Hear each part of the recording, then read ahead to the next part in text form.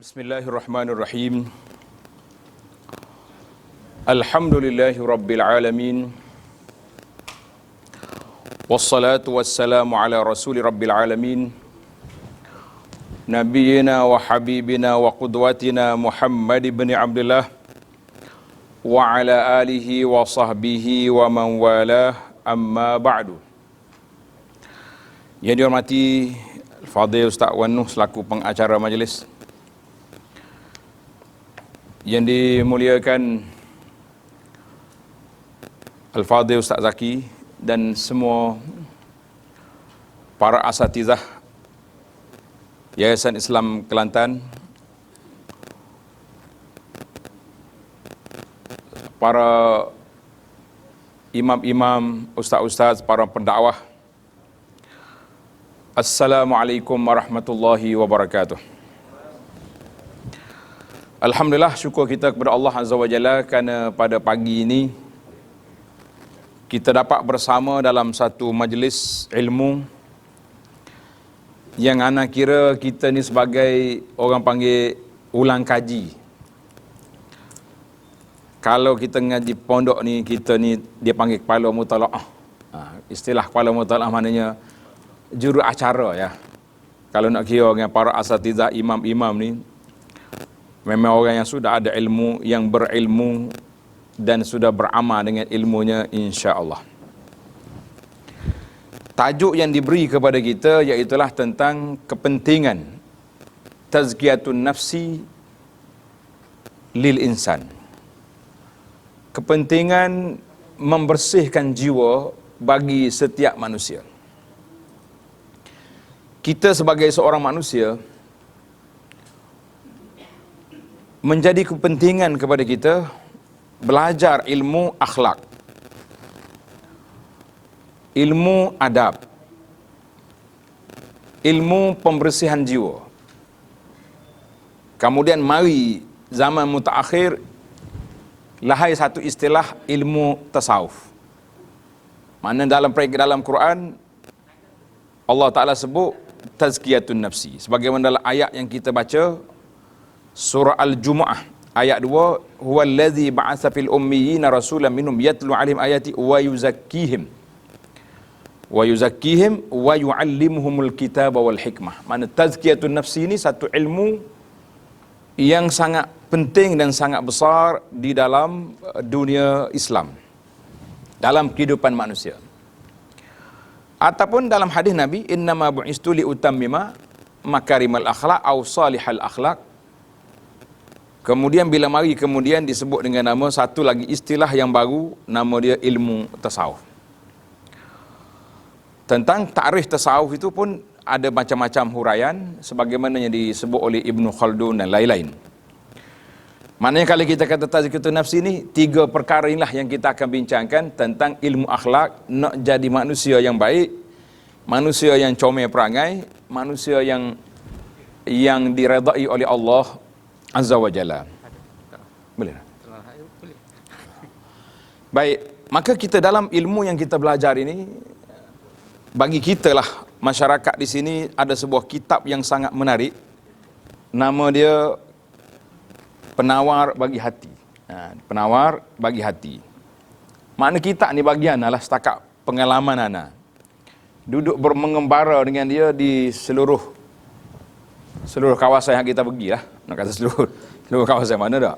Tapi bila mari alam maya ni, kalau nak kata seluruh dunia pun boleh.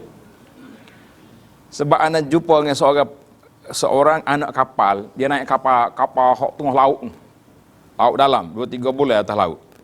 Dia kata alhamdulillah dia telah download dalam komputer dia kuliah kita tentang penawar bagi hati, dan dia bertalaki di tengah laut ketika tidak adanya line internet sudah tidak ada, dia boleh mengaji ketika itu. Kita kata alhamdulillah.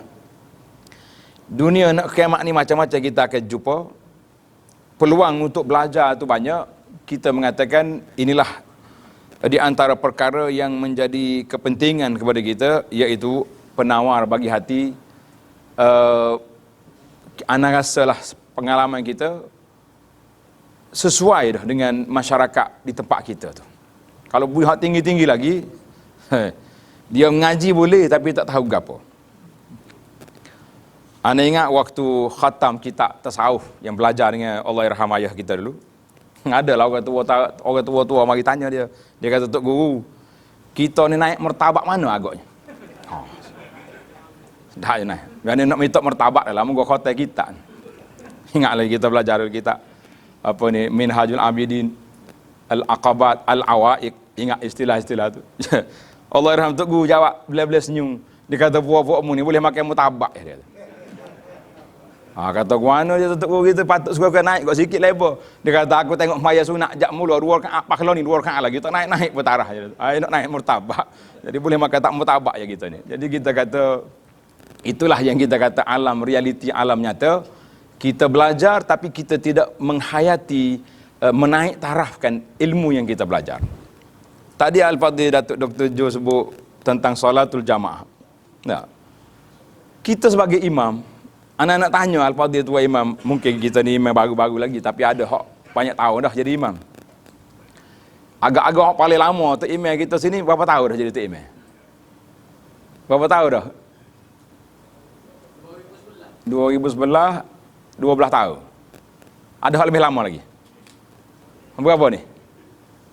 Berapa tahun dah? Baru 20 tahun. Baik. Ni kata tu kita nak dia tak jawab pasal lama berdoa. 98 berapa lah ni? 24 tahun lebih lama. Sepanjang kita jadi tok imam 20 tahun, 10 tahun, berapa kali kita tak lihat kat takbiratul ihram sebab jemaah nak mengundi? Berapa kali? Kan Nabi sebut lau ya'lamun nas, kalau manusia tahu kelebihan duduk sahawal lastahamu, kalau tak ada tempat mereka akan mengundi. Berapa kali dah kita mengundi tak lihat kat takbir sebab jemaah berebut ni nak duduk sahawal? Berapa kali? Main tolak semua nak penuh dah. Itulah dia kata alam nyata. Sebab itu ana waktu mengajar kitab Riyadhus Shalihin, siapa bab ni temenung panjang kita para asatizah. Ana kata kalamun nabawi, Allah Taala beri kepada Nabi sallallahu alaihi wasallam, dia panggil apa? Nabi ni panggil apa? Jawami'ul kalim. Sebab apa? Beberapa riwayat Nabi kata lau ya'lamun nas, kalau manusia tahu. Adakah manusia tak tahu kelebihan sahawat? Tahu tak tahu? Mustahil kalau kata nak tahu tak tahu sahawat, kecuali orang baru masuk Islam dah. Tapi tak berlaku benda tu. Sebab apa kita tidak berlaku? Kenapa kita tidak berlaku perebutan, berebutnya kita duduk sahawal? Kenapa? Sebab itulah yang kita katakan sukarnya kita nak naik taraf dengan apa yang ditawarkan oleh Nabi sallallahu alaihi wasallam. Bahkan ada satu kes, ni cerita betul, dicerita oleh seorang doktor nama dia Khalid Al-Jubair. Para asatidzah boleh tengok dalam internet, dalam buku bahasa Arab PDF, tajuk dia Musyahadat Tabib. Musyahadat Tabib. Khalid Al-Jubair ni seorang yang pakar bedah. Dia ni pakar bedah di hospital tentera di Arab Saudi, tapi dia pendakwah, da'i. Dia kata du'itu marratan, sekali aku dijemput pergi ke sebuah masjid untuk nak mendamaikan 2-3 orang. Agak-agaknya siapa dia 2-3 orang ni? Tukar sapu, tukar masak, hak jaga parking, la ahli sufufil awal. Ahli sahawa berkelahi sebab berebut nak duduk depan. Dia kata aku 20 tahun duduk sini. Hak ni kata 25 tahun dah. Berbal dah nak duduk belakang tok imam. Du'itu li islahi haula'il qaum. Aku dipanggil kerana nak mendamaikan puak-puak ni. Kita kata masya-Allah, hebatnya tuan Syekh. Jadi dia pergi. Hak ni kata 20 tahun, hak ni 15 tahun, hak ni nak duduk berebut belakang tok imam. Tapi kita kata lagu itulah syaitan ni, dia tak masuk lorong. Syaitan ni, ini istilah yang nak gunalah sambil-sambil kita gurau. Kita kata syaitan dia tak masuk lorong no entry. Tak masuk. Dia masuk lorong yang dibenarkan oleh JPJ. Makna orang hak jenis malah, dia tak suruh duduk depan. Ahli sah awal, ahli hak duduk depan dah, dia lagakan pula. Patut belakang tok imam, bukan dia. Awak 25 tahun, dia baru 15. Akhir sekali dia kata alhamdulillah tammal islah. Bila dia pergi, dia panggil semua ahli-ahli sah depan hak bermasa muka tadi, alhamdulillah dapat didamaikan. Kita kata hadza huwa, inilah yang dikatakan tazkiyatun nafsi. Bagaimana kita nak bersihkan jiwa kita daripada sifat-sifat yang tidak baik. Karena itulah apabila manusia ni sudah digezetkan masuk dalam syurga, Allah Ta'ala kata, wa naza'na, kami cabut daripada hati mereka segala sifat ghil, sifat tidak baik, sifat buruk, sifat sakit hati kepada orang, semuanya dicabut, barulah dia menjadi manusia yang layak untuk masuk dalam syurga. Kita kata mudah-mudahan insya-Allah. Dengan kita bincang tentang tazkiyatun nafsi, kita juga belajar, mengajar, berkuliah tentang tazkiyatun nafsi. Mudah-mudahan kita dapat bersihkan jiwa kita. Sebagaimana doa Nabi Ibrahim alaihissalam, wala tukhzini yauma yub'atsun, yauma la yanfa'u malun wala banun illa man atallaha biqalbin salim. Allahumma ja'al qulubana saliman ya Rabb. Ya Allah, jadikan hati kami hati yang salim, sejahtera daripada sebarang penyakit-penyakit yang tidak baik, daripada sebarang penyakit syukuk, penyakit syak, penyakit waham dan segala penyakit yang tidak baik. Amin ya rabbal alamin. Baik para jemaah sekalian, itu mukaddimah kita sikit tentang kelebihan penjagaan hati, penjagaan hati. Dalam hadis yang sahih yang diriwayat oleh Imam Al-Bukhari rahimahullahu taala, iaitulah hadis hadis Muawiyah bin Abi Sufyan radhiyallahu anhu, sabda Nabi sallallahu alaihi wasallam, man yuridillahu bihi khaira yufaqihu fid din. Siapa yang Allah nak beri kebaikan kepada dia, maka diberinya kefahaman dalam agama. Kata Nabi sallallahu alaihi wasallam, orang yang Allah nak beri kebaikan diberi kefahaman dalam agama. Dia tak kata dia beri CJ tinggi, beri darjat tinggi, beri itu, beri ini, tapi Allah Ta'ala akan beri yufaqihu fid din, kefahaman dalam agama. Al-Imam Al-Hafiz Ibn Hajar rahimahullah ta'ala ketika mensyarahkan hadis ini dalam kitabnya Fathul Bari, kitab yang dikatakan kitab yang terbaik dalam syarah Bukhari, sehingga dikatakan la hijrata ba'dal fathi, tidak lagi hijrah selepas daripada pembukaan. Maksudnya kitab Fathul Bari itulah yang paling comel di antara syarah-syarah syuruhul hadis, sebab dia mutakhir, dia boleh kumpul yang awal-awal sebelum daripada dia, dan dia buat khulasah yang begitu menarik. Maka Allah Ta'ala, Nabi SAW sebut dalam hadis ini, yufaqihu fid din, Allah Ta'ala beri kefahaman kepada dia dalam agama. Maka kefahaman itulah memberi kepada kita amalan, beramal dengan apa yang kita belajar. Kalau setakat kita tahu saja, itu dia panggil maklumat. Kalau setakat tahu saja, dia panggil itu maklumat. Jadi kita tak nak sekadar tahu, yang kita naknya kita memahami dan kita belajar, kita ikut apa yang kita mengaji. Kita kadang-kadang bila sebut tentang tazkiyatun nafsi, memahami jiwa, ada orang yang pelik, bagi anak pelik, mengajar kitab tasawuf sebagai silibus, sebagai muqarrar yang diajar. Tapi syarah dia kutuk orang sana sini. Kita kata tasawuf apa lagi tu? Itu bukan tasawuf, tu nama dia tasawuf lagi tu. Mengajar kitab tasawuf. Adakah bila kita mengajar kitab tasawuf, kitab tazkiyatun nafsi, kita hanya ajar orang untuk betul diri, kita sendiri mendapat lesen untuk mengutuk orang, kata orang? Kita kata la, sepatutnya kita yang menjadi qudwah hasanah, yang menjadi contoh yang baik kepada murid-murid kita, bahawa apa yang kita kata, apa yang kita ucap, itulah yang menjadi amalan kita sepatutnya. Maka apabila kita sebut tentang kelebihan menuntut ilmu, banyak lagi lah tentang kelebihan ilmu. Jadi kita cuba lajukan sikit. Gini kau guna. Balik pula. Payah juga main match ni.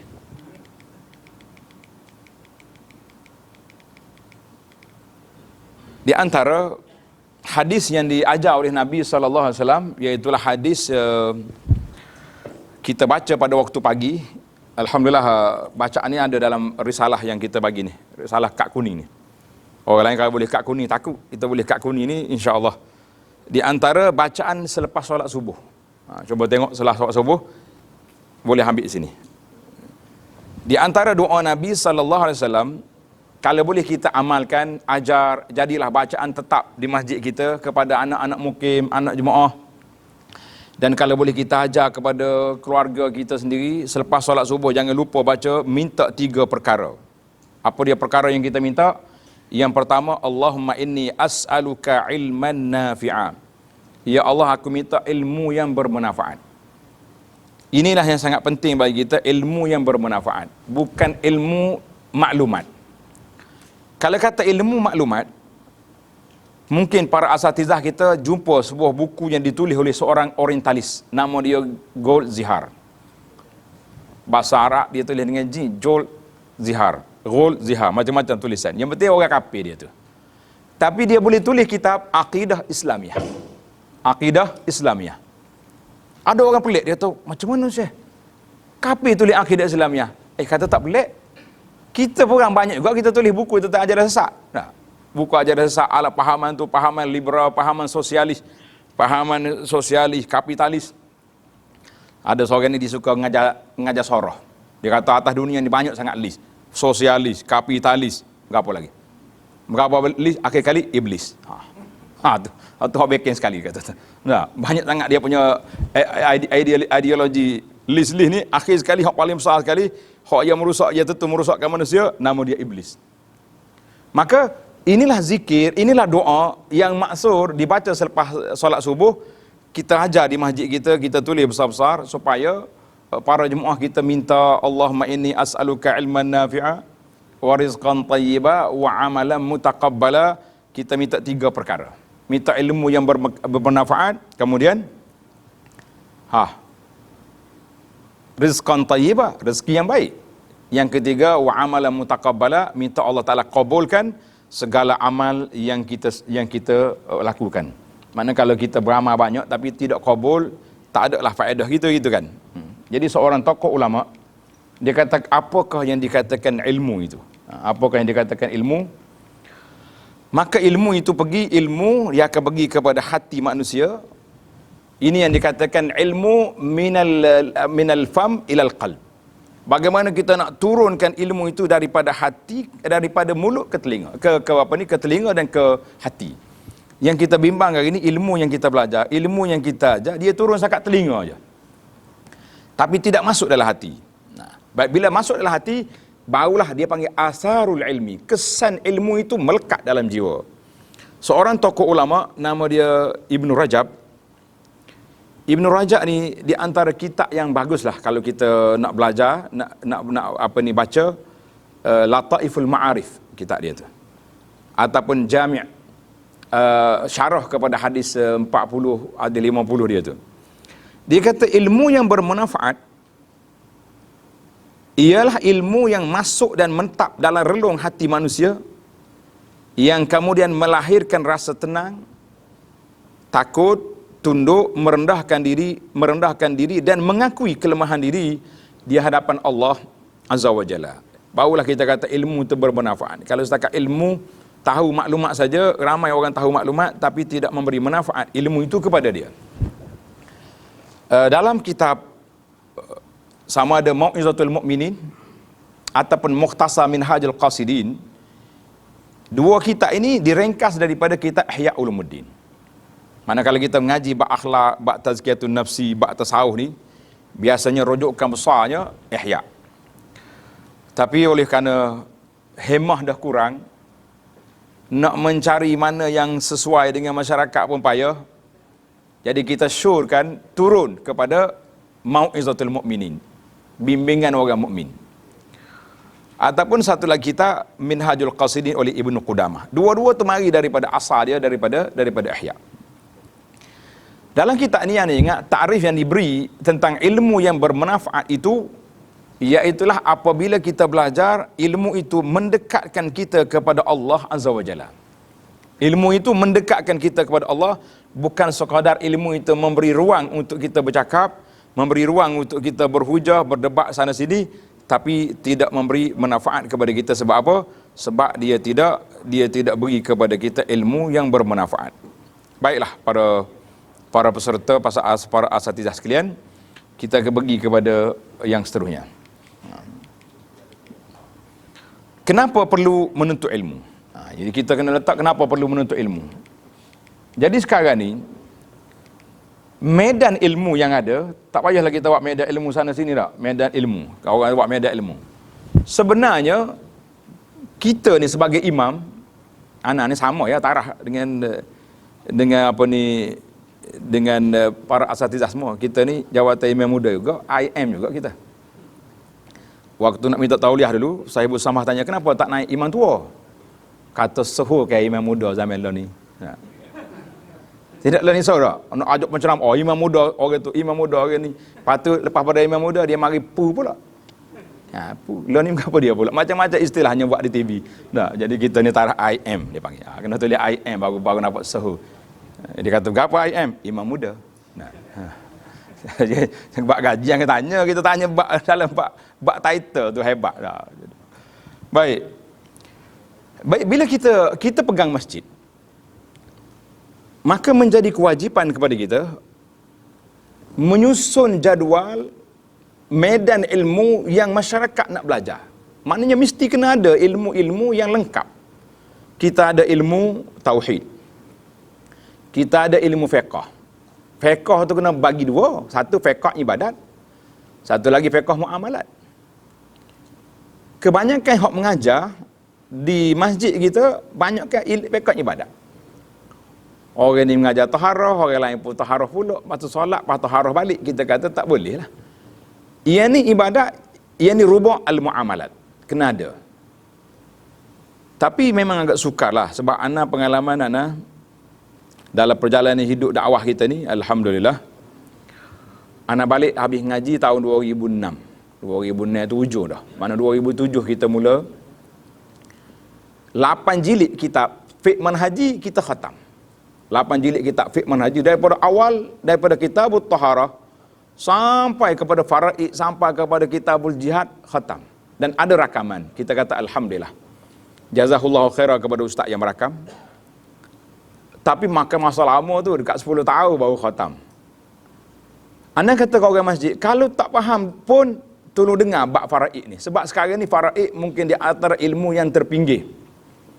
Orang salah faham dah. Bila mari ejen-ejen duk kempen tentang berapa dia panggil ni, wasiat ni. Wasiat hebah. Tentang kau ada wakil sini, jangan marah. Ni contoh ini dah. Nak hebah lah. Kita kena pakai hebah lah. Tapi la tatra. Jangan orang panggil jangan melampau. Cakap dia betul. Hebah boleh, tapi jangan sampai peringkat macam faraid itu tak betul. Itu kesilapan cakap. Kemudian di antara ilmu yang kita kena ada, ilmu akhlak ataupun ilmu tasawuf. Sebagaimana kata Imam Sayyidina Ali radhiyallahu anhu, khatibin nasi ala qadri uqulihim.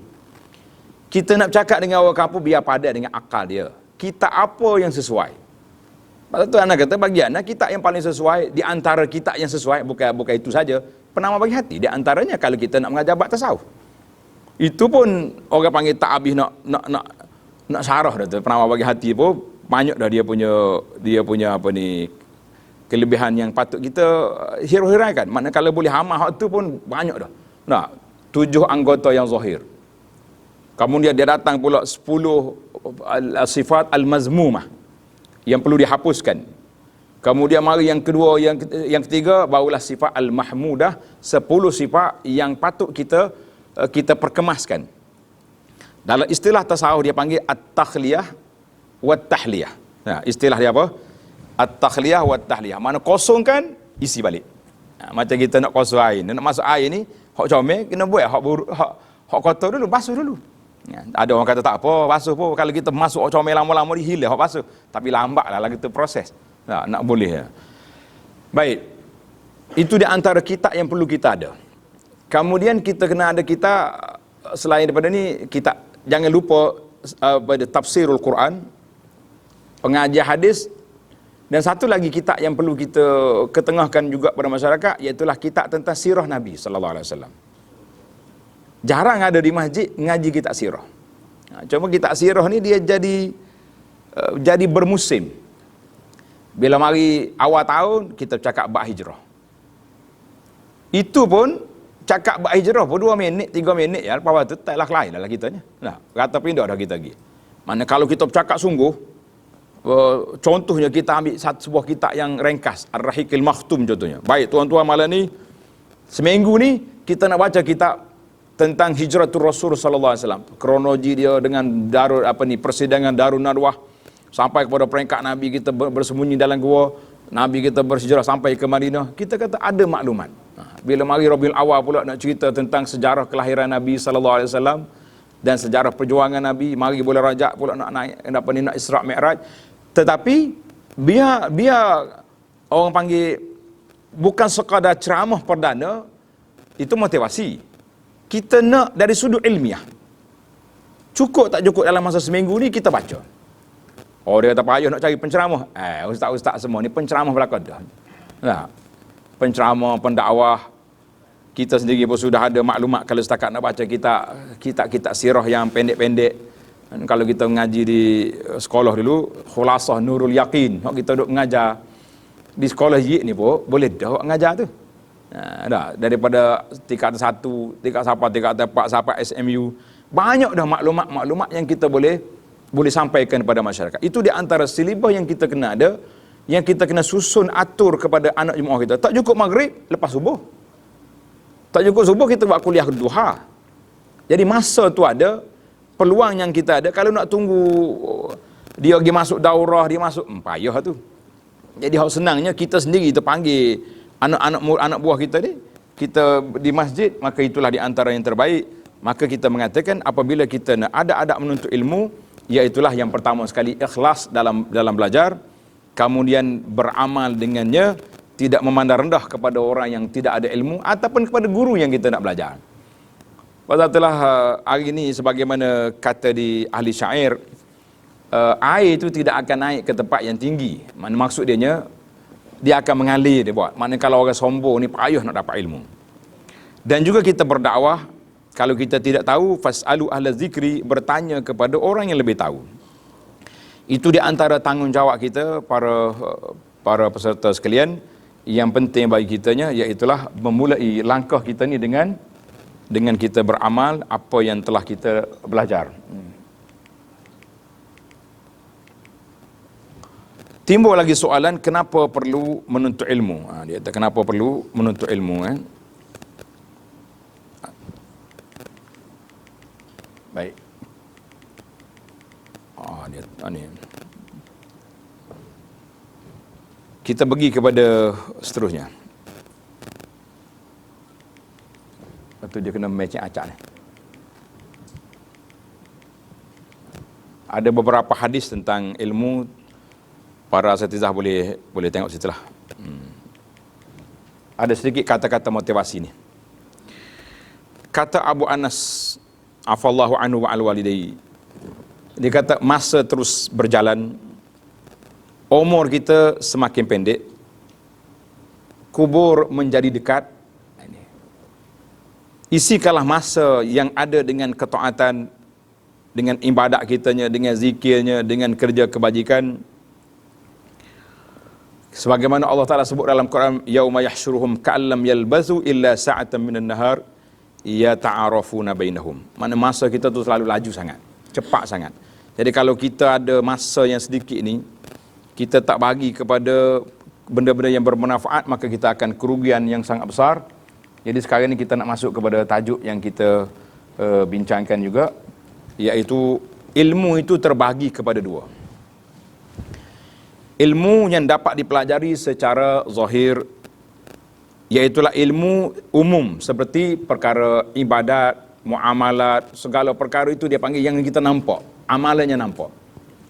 Kita bukan nak belajar itulah ilmu zahir batin, ilmu batin ataupun disebut dengan nama batiniah tu jangan. Itu ilmu lain hak tu.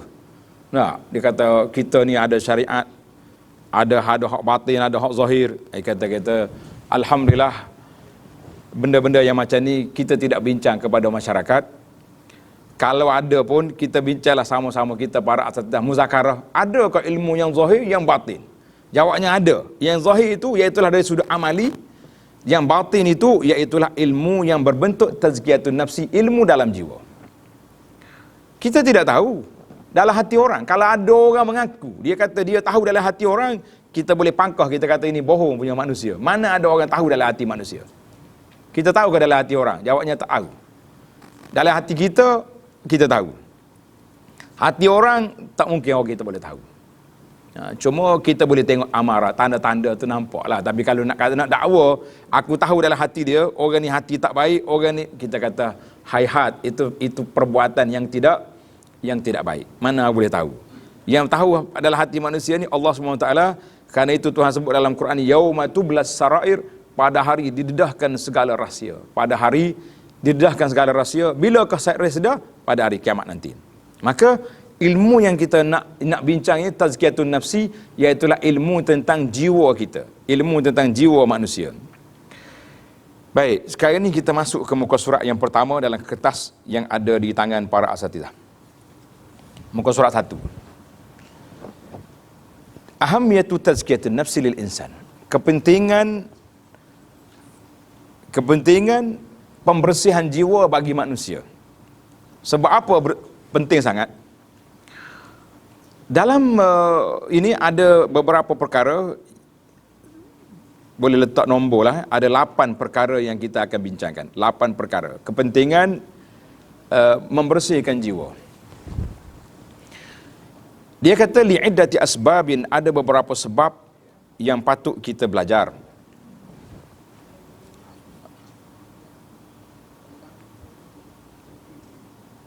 Sebab yang pertama, banyak dalam Al-Quran, dia panggil sumpah yang paling panjang dalam Quran itu duduk di mana? Allah Ta'ala bersumpah tentang an-nafsu, tentang jiwa manusia. Dalam surah Wasyamsi, a'udzubillahi minasyaitonirrajim, bismillahirrahmanirrahim. Wasyamsi wa duhaha wal qamari idza talaha wan nahari idza jallaha wal laili idza yaghshaha was sama'i wa ma banaha wal ardi wa ma tahaha wa nafsin wa ma sawaha fa'allahamaha fujuraha wa taqwaha qad aflaha man zakkaha. Mana dia kata ada 11 dalam ini. Jadi kita kata Allah Ta'ala telah pun letakkan dalam Al-Quran itu panjang perbincangannya, barulah kita nampak betapa pentingnya kedudukan yang disebut oleh Allah Azza wa Jalla itu, supaya kita ambil perhatian dan ambil maklum. Dalam di muka surat 5 tadi sebut, dia kata aqsama fi kitabi ahada asyara qasaman. Maknanya ada 11 sumpah. Ayat yang sama. Cuma di sini tak tulis, di sana dia tulis. Jadi itu pentingan dalam Quran Allah Ta'ala sebut. Kalau kita nak baca kita tadabbur Quran, banyak sekali ayat-ayat yang menyebut tentang pembersihan jiwa, tentang tawakal, tentang sabar, tentang segala perkara. Jadi kita kata alhamdulillah, Al-Quran itu sendiri adalah merupakan kitab akhlak, kitab induk yang paling besar. Ada buku-buku atau kitab-kitab yang ditulis Al-Akhlaq fil Quran.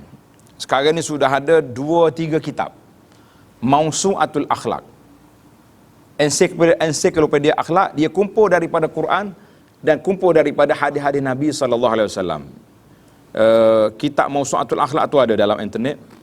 Boleh beli dia punya PDF kalau kita nak mengajar dan menarik. Ana sendiri dah mula beberapa kuliah yang kita pilih daripada mausu'ah ni, cantik. Adapun Mausu'atu Akhlaqin Nabi secara besar dikeluar oleh di Jeddah, yang diisyrafkan oleh Syekh Saleh bin Humaid, Imam Masjid Haram.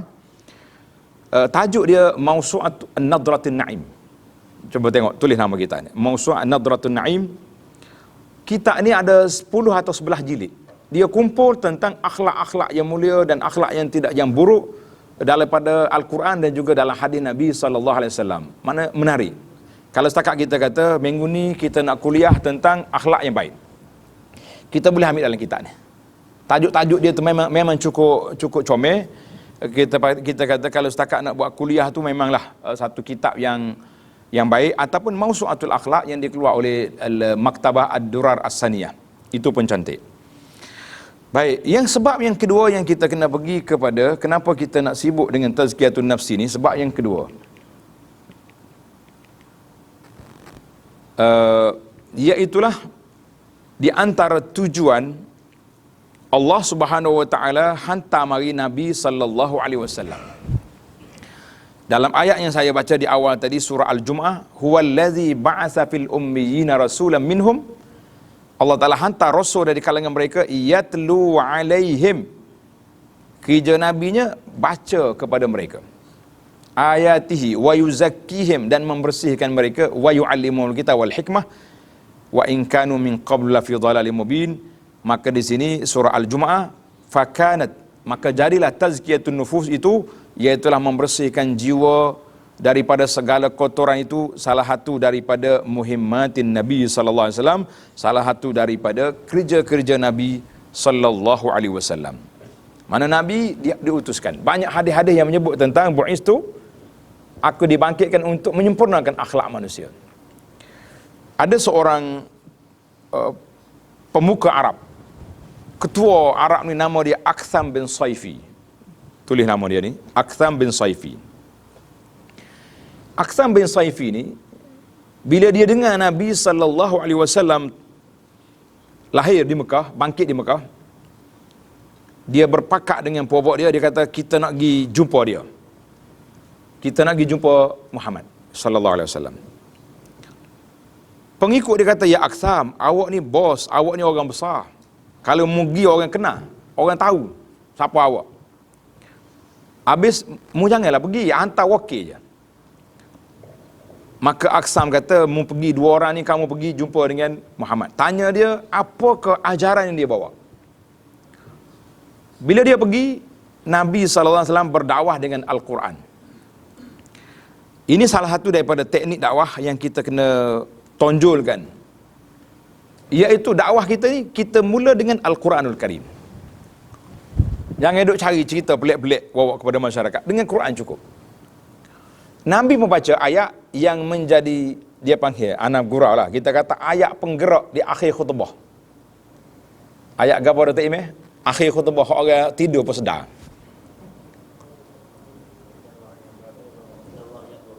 Inna Allah ya'muru bil 'adli wal ihsan. Kalau bunyi tu segar tak? Orang tidur pun juga.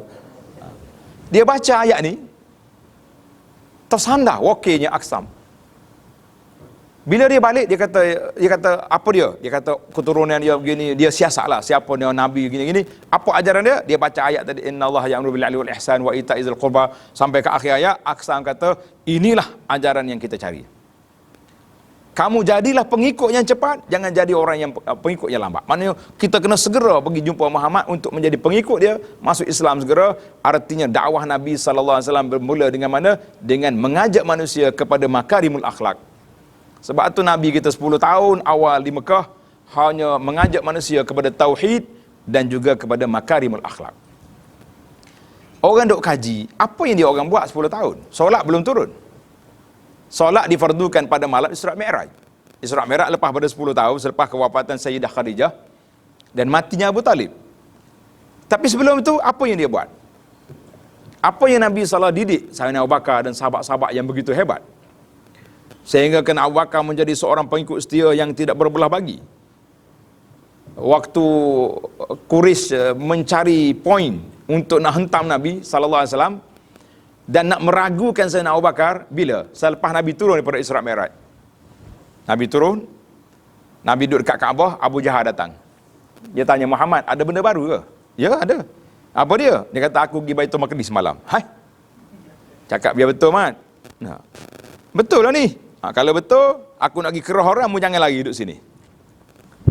Nah, kalau orang kelentung, bunyi nak panggil orang ramah, dia lari lalu. Kita kecek dua ni. Jangan cakap orang lain. Kalau duduk main kita dua orang lain itu, ada masalah. Maka di antara Quraisy, bila dengar Nabi kata pergi Baitul Maqdis, pergi rumah Sayyidina Abu Bakar, cari Abu Bakar. Ya Abu Bakarin, mu tahu apa sahabat kamu nu duk cakap dekat Kaabah ni, apa dia cakap? Abu Bakar kata, dia buat apa? Dia kata dia pergi Baitul Maqdis malam. Dia nak tengok Sayyidina Abu Bakar tepuk dahi dah tak? Muhammad ni makin menjadi-jadi dia ni. Abu Bakar kata apa? Tulis kata-kata hikmah, kata-kata keramat Sayyidina Abu Bakar. La in qala faqad sadaq. Allahu Akbar. Takbir tuan-tuan. La in qala faqad sadaq. Hada imanu Abi Bakrin. Iman Sayyidina Abu Bakar, kata orang seperti pasak bukit yang tidak bergoyang. Abu Bakar kata, kalau Muhammad kata, betul. Subhanallah. Jadi yang itu kita nak tengok. Maknanya dalam masa 10 tahun, Nabi kita didik tazkiyatun nafsi, sehingga sampai mereka tidak bergoyang iman Abu Bakar, walaupun apa diattack oleh manusia. Jadi bagaimana kita nak pasakkan iman kita sekarang ni, keluarga kita, anak-anak kita, supaya sebagaimana kata orang, biar walaupun duduk di zaman kita hari ni, zaman penuh dengan cabaran, sebagaimana kata di ahli fikir, kamu didiklah anak kamu mengikut zaman mereka, jangan ikut zamanmu. Maknanya dari sudut teknologi, dari sudut akhlak, dari sudut asas akidah, tak boleh lari. Tapi dari sudut akhlak, dari sudut berbeza zaman kita dulu. Nah, zaman kita dulu main dekcok, main coh, enggak apa lagi main. Enggak apa lagi. Main bedah lopak tali, tak. Wokah atas pokok, macam-macam benda tak. Tapi zaman lo ni masya-Allah, dulu betul-betul mok pergi cari anak. Bawa rating kayu, minyak nak suruh balik. Lo ni hamba tu bilik rumah, tak tobik lagi. Duk main telefon, nak kata apa? Hei, tak ada apa dalam kita. Mari musim PKP pula ramai hak gila tambah. Sebab apa? Sebab berebut telefon dengan anak. PDPR 5 orang anak. Telefon ada 2 butir, nak kata gua anak. Allahu akbar. Allah Taala kata, kamu didik anak kamu mengikut zaman mereka, kesesuaian dari sudut uslub, bukan zaman kita. Jadi Nabi SAW telah memberi kata. Itu kita kata dakwah bil Quran. Kita mulakan tazkiyatun nafsi kita dengan Quran. Tak payah cari kata orang tu kata orang ni, kita kata buat banyak cerita ya. Dengan Quran cukup. Pengalaman saya berdakwah bersama dengan sahabat-sahabat kita di Jepun. InsyaAllah kalau lepas PKP ni, kalau ada ustaz-ustaz kita nak pergi melawat, kita pergi ke Osaka. Ada seorang orang Malaysia yang duduk di sana, dia telah pun buka satu pusat dakwah, boleh tengok dalam Facebook kalau ada, tajuk dia Japan Dakwah Center, JDC. Ana terlibat juga secara kecil, secara ujung-ujung membantu mereka menubuhkan pusat dakwah ini. Saudara Zo ni bila orang Jepun mari, Jepun sengerti lah, Jepun kapir ni. Mula-mula sekali, dia perdengarkan Al-Quran. Kata duduk sini. Dia baca ayat kursi, baca. Dia dengar, pelik bagi dia. Akhir kali keluar handphone. Ulang balik, dia nak rakam. Dia nak rakam apa yang kita baca. Rakam balik. Ada Jepun, bila dengar Quran, dia kata naik, meremang bulu roma dia. Naik bulu roma. Kita kata Zul, naik bulu roma sebab membaca ayat kursi, cakap ada hatu Dia kata, aku tidak bomo. Ini bukan bomo, bukan ruqyah ni, aku baca nak apa ni, nak khitab kepada hati Jepun. Dia kata kalau yang mengaku naik bulu roma ni, insya-Allah dalam masa 6 bulan dia akan yutan balik. Dia akan mari belajar Islam dan dia akan masuk Islam. Hari ini alhamdulillah meniti air mata kita tuan-tuan para asatizah bila tengok hampir setiap minggu ada Jepun yang bersyahadah di pusat dakwah kita ni. Alhamdulillah. Dia kata nahnu nabda, kita mula dakwah kita bil Quran, dengan Quran. Jadi ilmu tazkiyatun nafsi yang kita nak didik masyarakat cukup dengan Quran. Baca tafsir surah Al-Jumaat ni pun kita rasa sudah memadai apa yang kita patut nak buat. Kalau main hak tinggi-tinggi, budak main boleh makan martabak je akhirnya, gitulah keadaan. Allahu akbar. Baik, kita berpindah kepada yang ketiga. Yang ketiga, jadilah. Yang ketiga, Nabi SAW beritahu kepada punca kebaikan manusia itu duduk di mana? Salahul qalbi. Apabila hati itu baik, maka yang lain juga akan jadi baik. Bila hati itu baik, dia jadi baik. Hati baik, tubuh jadi baik. Yang kita pelik hari ni, ramai orang mengaku hati baik. Tak? Bila kita tanya dia, kenapa tak utak aurat? Hati baik. Sedap je main hati baik. Kata aku tak nampak hatimu, aku nampak mung. Kalau hak tak semaya, kita tegur. Tak apalah ustaz, saya ni hati baik, walaupun tak semaya. Kita tak urat ada bak hati baik ni. Tadi Dr. Jo sebut dah tadi kan. Nak kata apa? Hati baik. Maya tak? Jadi kerja ke tidak? Jawabnya tak jadi kerja lagu tu. Tak jadi kerja lagu tu. Maka para jemaah sekalian, jangan duk main hati baik saja. Kita kena main hati tu dia panggil apa? Punca. Hati itu punca apa? Punca kepada kebaikan yang kita ada. Hati itu punca kebaikan yang kita ada. Hati itu punca kebaikan. Dia panggil generator. Sebab itulah para jemaah sekalian, kita kena tengok 3 rukun yang kita ada dalam hidup ni. Iman, ma waqara fil qalbi. Islam, apa yang zahir pada anggota. Dan ihsan itu tingkat tentang darajat ketakwaan kita kepada Allah Azza wa Jalla. Maka Nabi SAW sebut, ala wa inna fil jasadi mudghah. Hadis ni sangat masyhur. Maknanya dalam diri manusia tu ada seketul daging, kalau dia baik, baik habis hak dia. Tapi kalau punah dia, punah habis hak lain. Kita nak kata apa? Maka itu yang kita takut hari ni. Kita hanya dakwa hati baik, tapi tak tahu apa betul ke tidak, baik ke tidak, itu dakwa mulut. Manakala baik. Dalam hadis ini Nabi sebut wa in ala wahyal qalbu, yang pentingnya hati. Cuma bila kita sebut tentang hati, Allahyarham Syekh Abdul Qadir Al-Mandili rahimahullah dalam kitabnya Penawar bagi Hati, dia bahas tentang ayyu qalbin hadza. Hati mana itu yang baik itu? Hati mana? Kalau kita nak kata hati mana baik, sebab kita belajar bahasa Arab, hati love yang kita buat gambar tu bahasa Arab, kita ni banyak mudarrisil Arabiah ni.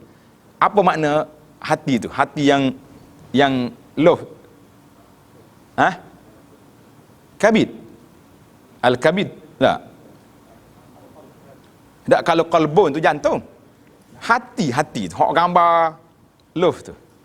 Dalam bahasa Arab kata apa? Kibdah. Tu Syarif Hussein tu. Allah aku. Tengok kau Ustaz Aziz. Bagi kita makan anak utah dia, apa ni, anak buruk pati dekat Usir ke, main kibdah.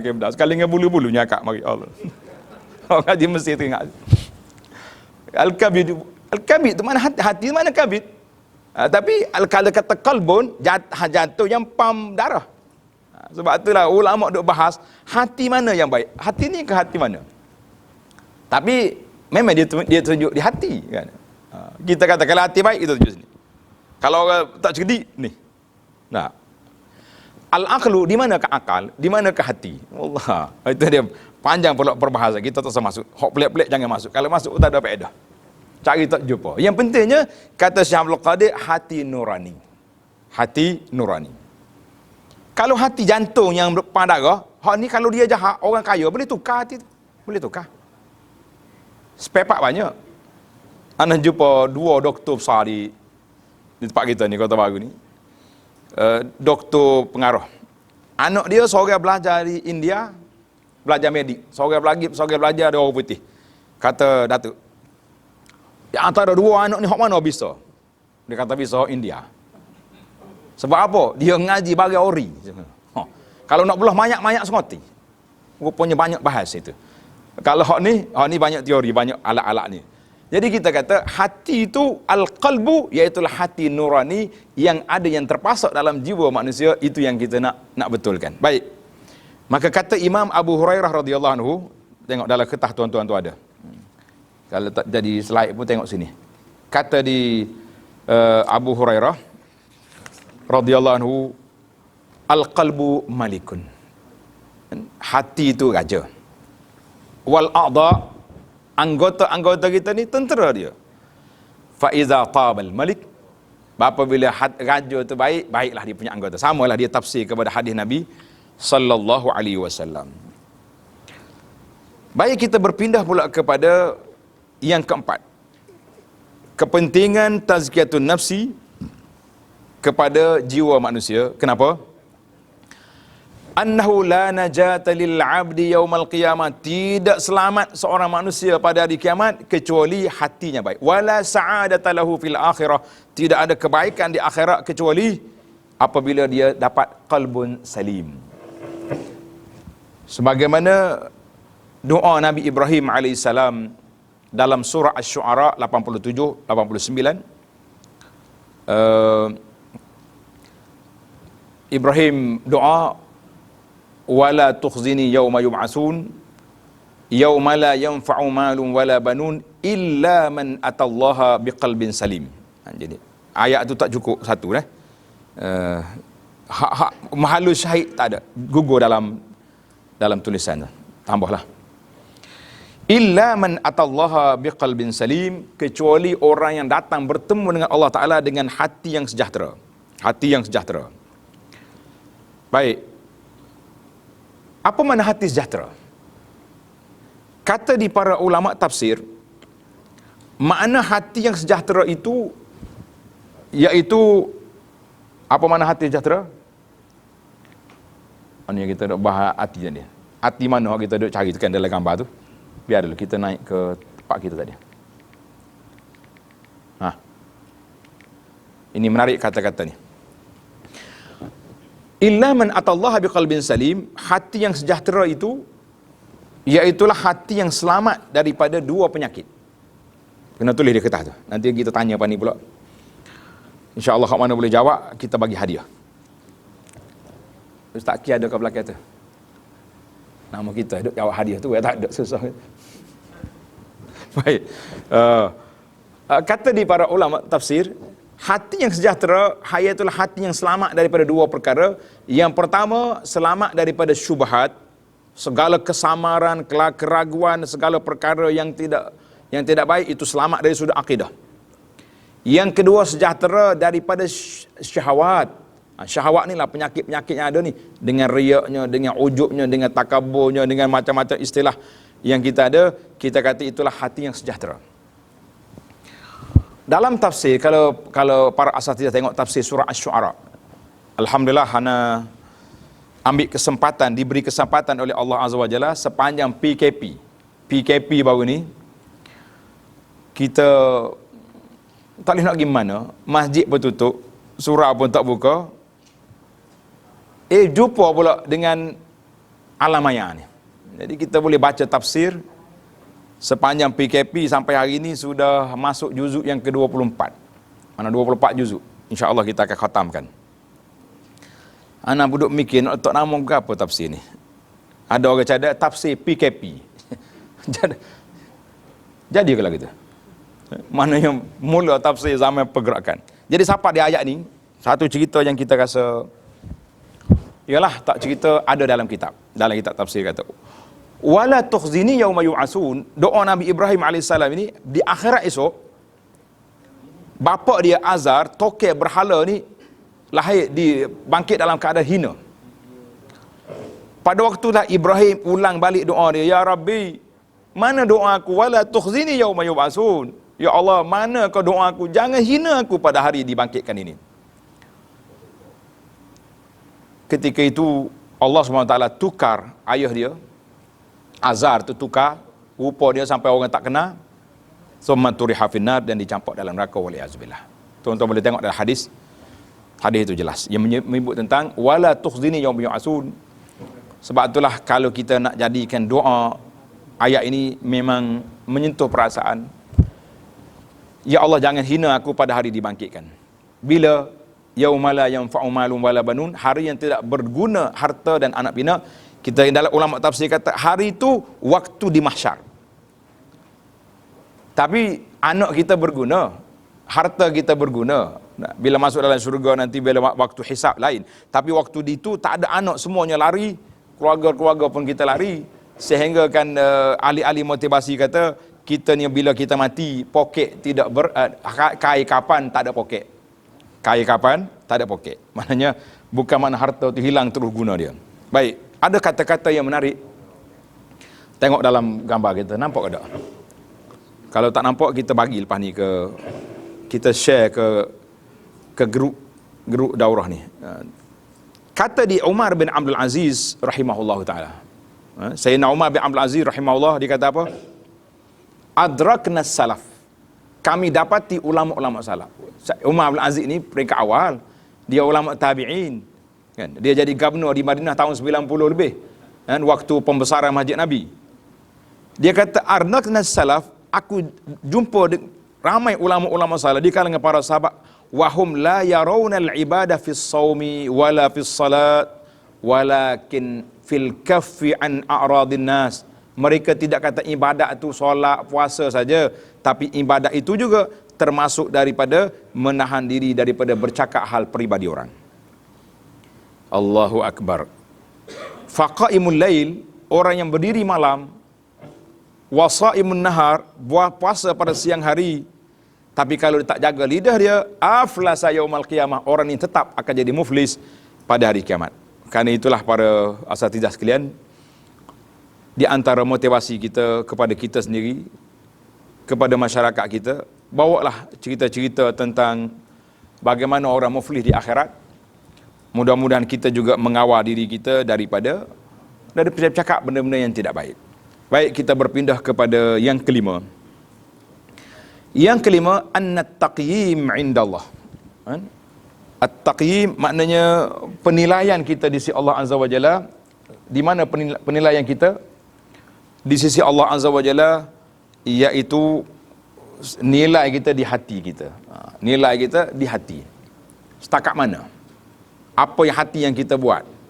Manakala kita ni, innallaha, dalam hadis Nabi kita bersabda, innallaha la yanzuru ila suwarikum wa amwalikum walakin yanzuru ila qulubikum wa amalikum. Allah Ta'ala tak tengok pada rupa kita dan harta benda kita. Kalau tengok rupa kita tak comel ni, rugilah kita. Tak. Kita yang kata tak comel, boleh jadi orang lain kata comel.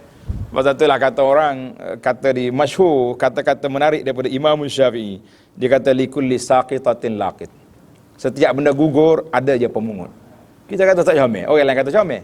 Tapi Allah Ta'ala tak tengok rupa, tak tengok harta, walakin yanzuru ila qulubikum wa amalikum. Allah Ta'ala nak tengok kepada hati kamu dan amalan kamu. Maka bila kita tengok, itulah tempat tilik. Dia panggil mahallun nazar. Tempat tilik Allah Ta'ala tilik kepada mana? Kepada hati kita dan amalan kita.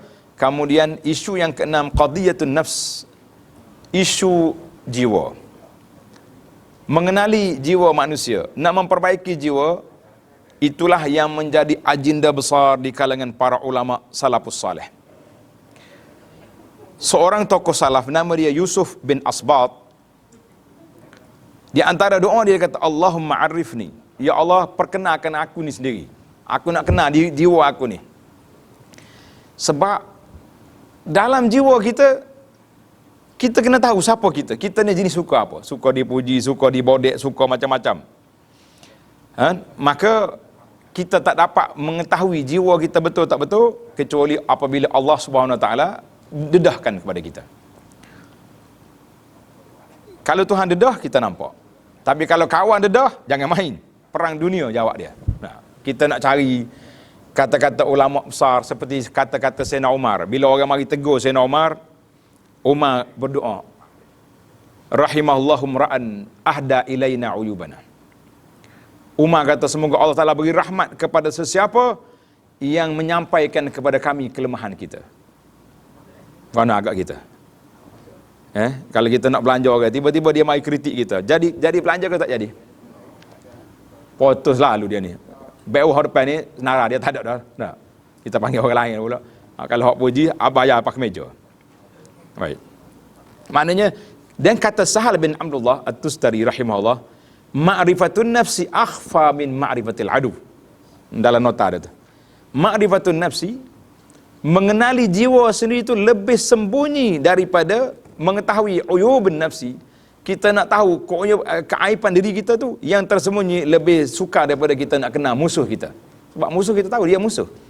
Tapi jiwa kita ni kita tahu apa yang kita jadi. Sebab itulah para asatizah tengok kata-kata Imam Malik rahimahullah ta'ala. Dalam skrin tu kita letak kata-kata Imam Malik, jaga adab. Tengok, kata-kata ini besar.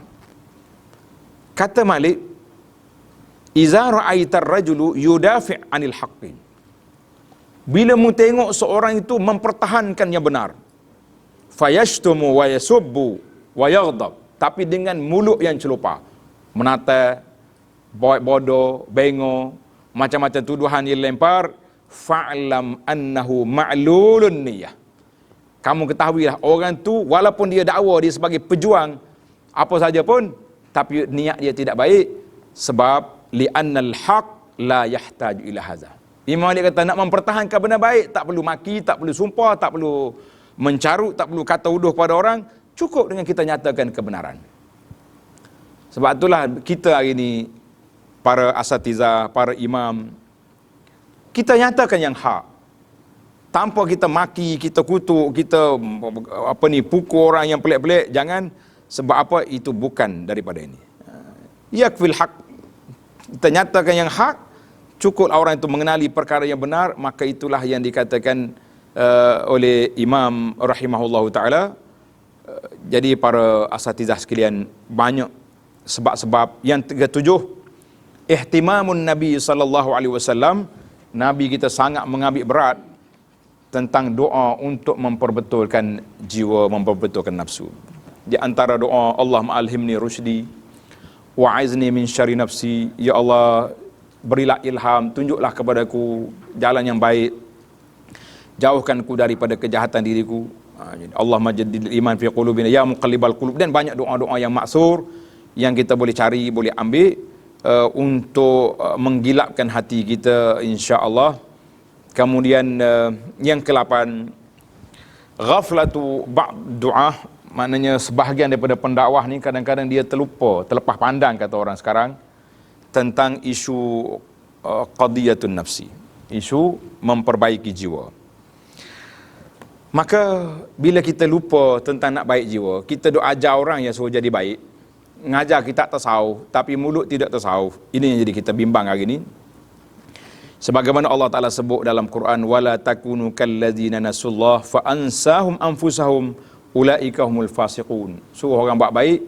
Dan dalam hadis tentang apa ni, dalam akhirat esok, dalam neraka ada orang yang berputar-putar dalam jala perut dia. Bila orang tanya dia, kenapa awak ni pelik sangat? Dia kata, aku duduk suruh orang buat baik, aku tak buat. Kita mengatakan itulah yang sangat kita rasa gerun, kita rasa bimbang, kita rasa takut, sebab kita hanya mengajar orang, ajak orang, tapi kita tidak membesarkan isu qadiyatun nafsi. Kalau nak bincang tentang perkara ini, minta baik-baik. Cakap tasawuf sampai kita boleh menangis, pendengar boleh menangis. Tapi waktu dia buat lepas pada kuliah Isya tu, Allahu Akbar. Coh meja buah. Jadi orang dengar apa pelik, kata ustaz ni biar betul. Hak mana so awak ni? Nah, tadi macam ketua wali besar dah, ni mari ni pula. Betul lah, kita kadang-kadang reputasi ataupun penampilan kita tu merusakkan dengan sebab kata-kata kita. Ni ada seorang orang warak lah dengan serban dia, dengan jubah dia, duduk di masjid. Mari-mari tu orang cium tangan dia naik. Hormat ketua ayah ni. Waktu nak balik, selipar dia jatuh dalam parit, nyesepak di budak. Dia paling tengok, bahasa menatai buta mana lepak-lepak aku ni.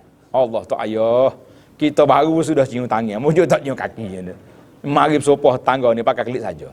Tengok. Kadang-kadang dengan sedikit kesilapan, tapi bukan kesilapan, itulah watak sebenar kitanya. Watak sebenar kitanya bila kita bercakap di meja ceramah lain, tapi lepas daripada ceramah kita kata kita lain pula watak. Itulah yang kita bimbang para jemaah sekalian dalam kata-kata hikmah yang ada ni.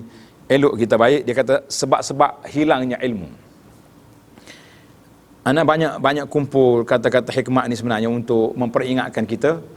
Para asatidzah boleh ambil dalam Facebook, cari Facebook Yayasan Pondok Sungai Durian, di bahagian picture, bahagian gambar tu, semua gambar yang kita tayang tadi ada di situ. Coba tengok Facebook Yayasan Pondok Sungai Durian. Cari bahagian gambar. Dihalalkan untuk disebar, untuk diperluaskan, untuk diperbincangkan sebab kata-kata dia menarik. Tengok seorang tokoh ulama ni, nama dia Abdullah bin Salam, bukan ulama ni, sahabat Nabi radhiyallahu anhu. Dia kata suila yauman, satu hari orang tanya Syekh Abdullah bin Salam, dia kata, apakah sebab hilangnya ilmu daripada hati para ulama setelah mereka mengetahuinya? Dia kata ada 3 sebab. Yang pertama at-tama', dengan sebab tamak. Yang sebab nafsu yang rakus. Yang ketiga talabul hawaij ilan nas, kerana mencari keperluan, kepentingan dengan manusia. Jadi kita ni bila kita kepentingan dengan manusia, banyak benda hak sakut. Sakut kita nak katakan, takut orang kecil hati. Nak katakan, takut orang tak panggil. Jadi macam-macam benda yang kita ada. Jadi para asatidzah sekalian, tamaklah dari sudut kepentingan. Ada 8 perkara yang menjadi kepentingan untuk kita berbincang tentang tazkiyatun nafsi. Sekarang ni kita pindah kepada al-wasail. Apakah wasilah? Wasail, wasilatut tazkiyatun nafsi. Wasail maknanya alat-alat untuk kita nak membersihkan jiwa. InsyaAllah kita cuba bincang secara ringkas. Yang nak panjang tengok dalam kertas nota yang ana beri. Nota ni bukan ana tulis pun, ana printnya. Tapi nampak comel. Yang pertama, dia kata amal wasail. Ada pun wasilah secara umumnya untuk kita dapat membersihkan jiwa kita. Tengok di muka surat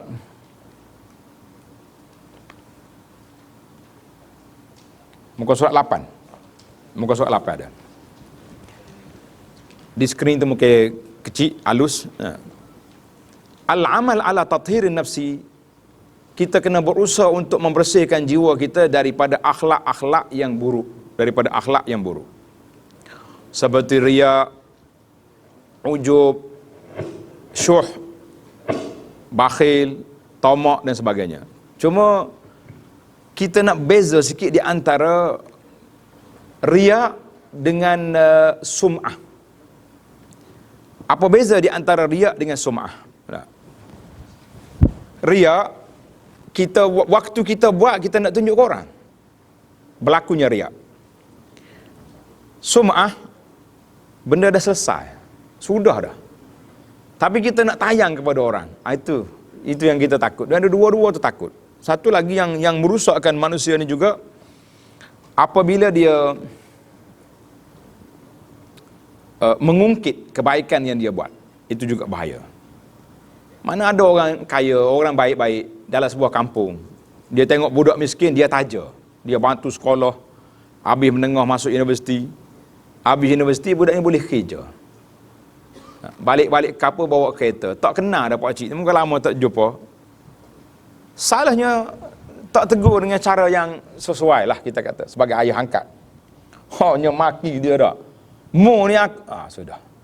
Aku berlakon. Bila mari aku berlakon, bayangkan 20 tahun dah aset pahala yang dia kumpul. Akhir sekali hancur dengan sebab al-man. Dengan sebab mengungkit. Maknanya, memanglah tathirun nafsi daripada akhlak yang buruk. Para ulama tasawuf, ulama dalam kitab contohnya Minhajul Qasidin ataupun Mau'izatul Mu'minin, dia bincang tentang akhlak ini kasbiyun au wahbiyun. Berbaris mati. Berbaris mati. Berbaris mati. Tukar baris ni, jangan tukar baris. Kasbiyun au wahbiyun. Makna akhlak ni boleh diusahakan ataupun semata-mata hibatum minallah, anugerah daripada Allah. Jadi katanya dua-dua. Ada orang memang akhlak dia seperti Al-Ashaj kan, daripada Yaman mari jumpa Nabi sallallahu alaihi wasallam, pemuda itu. Nabi kata, mu ni ada khaslatan, mu ada dua sifat yang disayangi oleh Allah dengan Rasul. Al-hulum wal ana'ah. Mana lemah lembut, tidak gopoh. Itu hibatun minallah. Tapi jangan kata bila kita orang ni contohnya backing pelik. No, berapi marah orang. Kita kata sabar-sabar, perangai saya dah begini. Mana kalau bini tegur sikit-sikit, perangai aku dah begini. Dah tahu aku lagu ni berapa waktu dia cinta tu lemah lembut ya keceknya. Nah, kata orang tajuk sebut pun tak mampu ketika tu. Dia jadi untuk lakinya cengeng sungguh-sungguh. Nyawak bini tu macam bebek, lebih pada bebeknya buat. Ya, contoh. Tapi kita tak boleh dakwa bahawa ini sajiyati. Sajiyah maknanya tabiat lah. Mesti kena ada usaha untuk memulihkan. Berapa ramai sahabat-sahabat yang dulu berbeza. Contohnya Sayyidina Umar radhiyallahu anhu. Orang kenal Umar ni dengan gedaber dia. Tapi jangan lebih-lebih kan tuduh wak sebenarnya Umar. Ada setengah orang ni kata Umar ni dia punya gedaber minum arak dalam tengkorak. Mana kita nak cari riwayat minum arak dalam tengkorak? Jumpa Sayyidina Umar esok, tak tahulah. Di akhirat esok orang tak tapau orang. Tapi, nak jawab macam mana Sayyidina Umar? Mu tuduh aku minum arak dalam tengkorak. Mu ambil mana riwayat? Tak jumpa cari. Jangan sedap nak goreng. Biasanya musim hijrah ni, tubik lah cerita. Umar minum arak dalam tengkorak, tanya anak hidup-hidup, kita kata riwayat ambil mana? Eloklah ada sekarang ni sahabat-sahabat kita, pendakwah kita, cuba korek-korek balik, murni-murnikan balik. Banyak cerita-cerita, Anas sendiri pun ada beberapa cerita yang kita duk cerita dulu. Masa tu kita rasa sahih. Bila saya mau balik tak sahih, jadi kita tarik balik lah. Kata dia Umar, ar-ruju' ila al-haqqi khairun minat tamadi fil batil. Undur balik kepada kebenaran lebih baik daripada kita lajak dengan kebatilan. Tak, jangan malu. Kita sebagai pendakwah, bahkan hari ni anak-anak murid kita, kalau kita minta maaf, saya tersilap, mereka kata ustaz berjiwa besar. Hari ni orang lebih suka kita minta maaf daripada kita mempertahankan benda yang salah. Jadi baik. Umar radhiyallahu anhu dikatakan ada lurah di pipi dia setelah masuk Islam, kesan daripada tangisan dia pada waktu malam radhiyallahu anhu. Macam mana kita nak kata? Orang nak kata orang kedai biar tak boleh baiki? La. Ada seorang pak cik kerja di pondok sampai mati. Orang panggil pak cik Mat, rahimahullah. Saya sebut nama dia sebab saya nak puji dia. Orang Sengaja tahu pak cik Mat. Dia mari kerja buat balasah di pondok. Tak berhenti, tak putus. Puting rokok tangan. Siapa dia kenal pak cik Mat sini? Ingat? Berhenti. Dia tak isap pun. Dia cucuh duduk sini. Kita duduk tengok dia duduk gaji ni, duduk sedut asal rokok dia. Kata apa pak cik buat gini rugi piti. Dia kata awal, dia pasal awal kita. Pak tua panggil awal pak. Balik lepas ngaji pun awal lagi. Mungkin dia biasa sejak kecil. Dia kata awal, pak cik ni kalau tak sedut gua ni, tak masak ni, nak gaji pun tak ada semangat. Nak royaknya, tegarnya dia dengan rokok. Tapi bila dia mari pondok, tak ada berapa hari, alhamdulillah, dia sudah lepas rokok, dia mula duduk habiskan masa dia ngapa jermiah. Tukar rumah ngapa jermiah, dan dia boleh mengajar sampai ke Matamimah. Kita kata orang mari ngaji rumah, boleh ngajar Matamimah. Jadi kalau ada ustaz kita, Tok Imam dakwah, aku tak boleh berhenti rokok, kita kata ni tarik rokok ni, bukan betul tak. Pasal jenis orang panggil kerah kepala. Tak ada. Mana balik semula aku tajuk kita, jangan marah. Ni bukan Tok Imam. Ni Tok Imam juru belakang mari ni. Nah. Mana yang pertama kita kata al-amal, kita mesti usaha tathhirun nafsi, bersihkan jiwa, betulkan akhlak. Yang kedua takhliyatuha bil akhlaqil hamidatil fadilah, kita kena usaha masukkan dalam diri kita, hiaskan diri kita dengan akhlak-akhlak yang baik. Yang ketiga al-muhafazah 'alal faraid, adalah kita jaga amalan-amalan fardu yang kita ada ni. Ini di antara nak sebut ke tak sebut ni Boleh sebut? Boleh. Ramai masyarakat duk mengadu. Dia kata ustaz tu imam ramai, tapi tuan imam tidak ada. Imam solat tidak ada. Ini masalah kita. Anak nak pergi satu tempat. Kalau sebut nama takut tu imam ada sini. Waktu tu pukul 5 dah. Mana masuk waktu asar lebih dah. Kita kata anak siapa tu tengok pak cik duk cokoh tangga 2-3 orang. Kata sudah dah maya asar, tak apalah. Kita cakap engkau orang. Kita maya puak kita. Bila tengok anak tu pakai jubah, alhamdulillah dia kata tu imam mari dah. Kata berapa pak cik? Tak maya asar lagi ni. Tok imam kawan, berapa tok imam sini ada? Pos skala lah ustaz. Lepas tu hilang tok imam. Kata repot majlis ni. Kalau repot majlis tak ada lasu tok imam. Dia kata. Sekarang aku hari Jumaat ada juga. Dia kata kawan, kata berat kita. Kita memayasa lah kita jadi tok imam interim di masjid yang tersebut. Alhamdulillah. Hak kita sini kapur tak banyak, tapi hak di bandar-bandar ne tok imam. Hilang. Jadi tok imam tolak juga hak jadi. Tahu tok imam tolak. Tok imam hak bakat tolak. Itulah jadi masalah kita hari ni.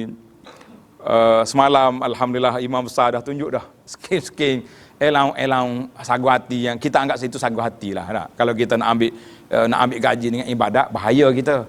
Kita letak sebagai elang sebab kita beri masa khas untuk tak nak gilai, kita buat kerja lagi. InsyaAllah tidak jadi yujar, insyaAllah tidak jadi masalah. Tapi bagaimana kita nak jaga supaya masyarakat tak bercakap. Anak pergi kampung atas pada ni lagi. Allah kalau kaknya sebut nama tak jom nak kuliah maghrib. Bila kita sapa dalam 15 minit maghrib, sapa-sapa AJK tunggu caca. Alhamdulillah kata apa ni. Derah punya alhamdulillah ni. Kita panggil dah ceramah sahur ni. Lepas tu nyewak lupa tarikh dia kata. Dengan kita akak beno, akak sengai meleh lembu tu tak mari kita kata nak kata apa. Allahu akbar. Ini di antara image kita sebagai imam, sebagai pendakwah. Kadang-kadang jangan sapa peringkat orang cari kita. Satu hari anak pergi ziarah seorang ustaz. Orang kapur mari. Ustaz, minta tolong Kata, gapo dia minta tolong? Minta tolong pergi mayang maghrib di masjid hari ni boleh? Kata, lain macam ayat ni. Kata, apa yang tak pergi masjid ke? Dia kata, jangan seuzon kana. Dah? Gua nak mari minta tolong. Dah bukan gini. Dia kata, anak ni jadual banyak. Jadi kita akan pergi sana sini. Cuma oleh kerana hari ni Tok Imam dia tak ada, penceramah dia tak ada, jadi dia mari ajak ustaz ni supaya jangan pergi mayat lain hari ni, kena pergi mayat aja. Kita kena bersikap adil. Tapi kalau kita tengok ke zahir ayat sana ni, berat tak berat? Tok Imam ni bukan orang tabligh mari ajak ni. AJK masjid kalau tabligh mari ajak biasa. Ajak Tok Imam ni tak? Kadang-kadang Tok Imam celik mata. Aku Tok Imam ni kenal orang kata kat. Dia panggil kenal barang kata kat nak ajak pun. Jadi tak boleh kenal barang sini ni. Kena kenal ajak pun. Rupanya dia terbuka itu ni AJK masjid tu. Sebab anak ni ngajar lain banyak, jadi dia mari ajak, maknanya jangan pergi lain. Tak ada orang di masjid kita hari ni. Jadi alhamdulillah dia. Jadi yang pentingnya di antara akhlak kita nak kena jaga solat mayat belakang dah, cuma jaga tugas solat fardu. Kalau tak ada, ganti orang lain. Pengganti kena ada. Lantiklah berapa orang AJK pun biar ada. Dan kita sendiri pun kena nak berbetulkan jiwa kita, mesti memperbanyakkan solatun nawafil, solat sunat.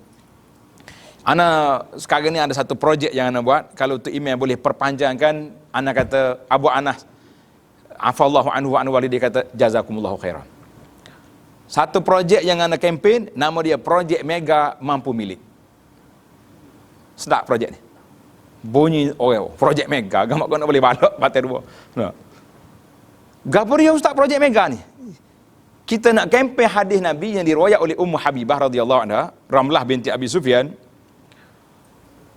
Nabi sebut dalam hadis, siapa dia jaga sentai asyrata rak'atan, siapa dia jaga solat sunat 12 rakaat satu hari satu malam, Allah Ta'ala akan beri sebuah mahligai dalam syurga. Jadi mahligai dalam syurga ni kecil ke besar? Nyakut kain dia pun, nyakut tuala dia pun tak pada dengan harga dunia ni. Ni baitun fil jannah. Jadi kita kempen 2 rakaat sebelum subuh, 4 rakaat belum zuhur, 2 rakaat lepas zuhur, 2 rakaat lepas asar. Kalau kecek dengan orang kapur dia marah. Mana ada? Tak okey, Tok Imam tak bantah. Patut degah-degah kau. Tak ada tu. Tak. Biar apa? Dia kata dia tahu dia nak main dah. Jadi dia panggil nak test market, nak tengok orang kapur ni pahal ke dia. Lepas asar tak ada solat sunat. 2 rakaat lepas maghrib, 2 rakaat lepas isya, mana kita ada 12 rakaat baitun fil jannah. Alhamdulillah para asatiza, para pendakwah sekalian. Kempen ni anak rasa berjaya. Kepada sebahagian. Sebab ramai ada kita jumpa, bila kita pergi balik di masjid yang sama, dia kata ustaz, kempen yang ustaz bagi dulu, Abu Anas bagi dulu, alhamdulillah saya tak tinggal lagi. Cuba ustaz-ustaz buka dalam internet, cari hadis ni, hadis riwayat Muslim. Kata di Ummu Habibah, aku tak pernah tinggal solat 12 rakaat ini semenjak aku dengar dari Nabi SAW. Kata adik dia, rawi hadis Ambasah kata, aku tak pernah tinggal solat ini setelah aku dengar daripada Ummu Habibah. Kata di rawi yang ketiga, keempat orang rawi semua mengatakan aku tak pernah tinggal solat ini semenjak aku dengar daripada Ummu Habibah. Kita kata Masya Allah, itulah gaya para sahabat, gaya salafus salih. Bila dia jumpa benda-benda yang ibadat yang sahih, kita kempen. Jadi sekarang ni tak usah duk kempen lah benda pelik-pelik. Tak usah duk marilah kepada masyarakat zikir hak maksur sudah ada, kan? Zikir yang maksur sudah ada.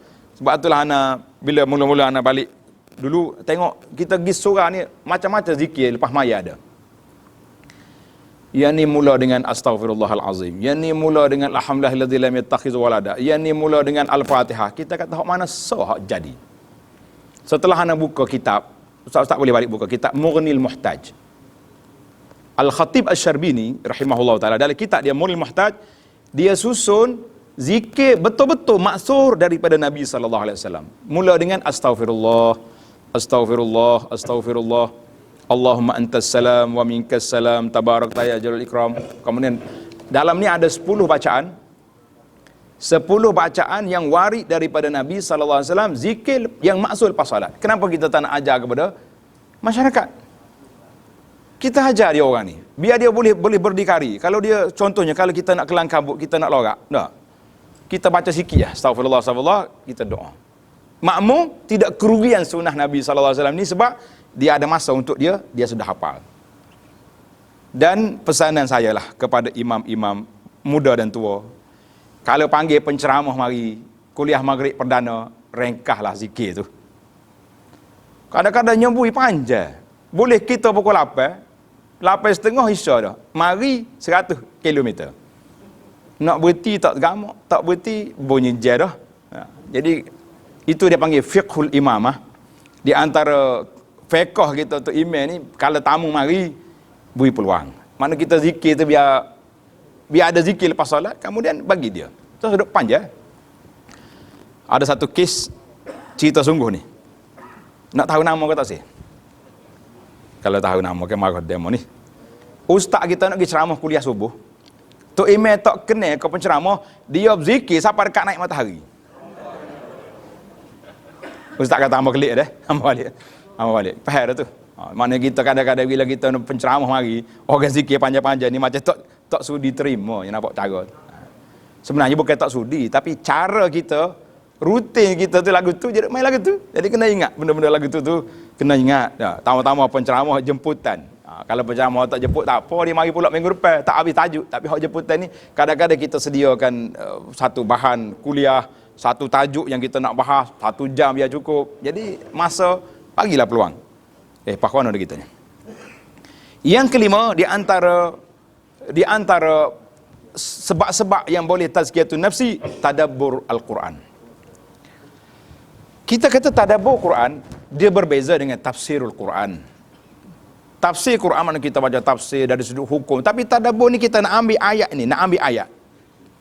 Pengalaman saya dengan musim PKP ni, alhamdulillah, setelah kita baca tafsir ayat, tafsir Ibnu Katsir, tafsir macam-macam, kita ambil 5 faedah daripada ayat yang kita baca. 5 faedah. Itu yang kita nak tadabbur. Ayat ni suruh apa? Ayat ni mengajar kepada apa? Contohnya, innallaha la yuhibbul mutakabbirin. Mana kita tadabbur sini, sifat takabur itu iaitulah sifat yang buruk, sifat Firaun. Sifat orang tak baik, sifat. Jadi mana kita tadabbur, perhati pada Quran larang daripada sifat-sifat yang buruk, sifat yang tak baik. Janganlah kita buat benda tak baik. Itu dia panggil sepatutnya kita ada. Kemudian ada pun al-wasail at-tafsiliyah. Ana tak pasti pengurusi senyap ya tu. Pukul berapa habis ni?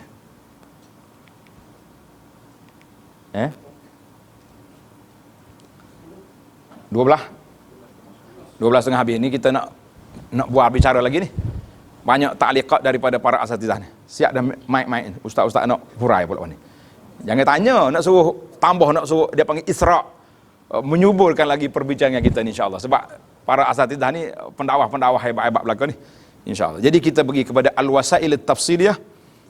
Orang panggil wasail, cara-cara secara terperincinya bermula dengan taubat, luzumul istighfar, dan sentiasa beristighfar, mukhalafatuh, dan kita menyalahi kehendak nafsu nak hak karu, lawan lalu.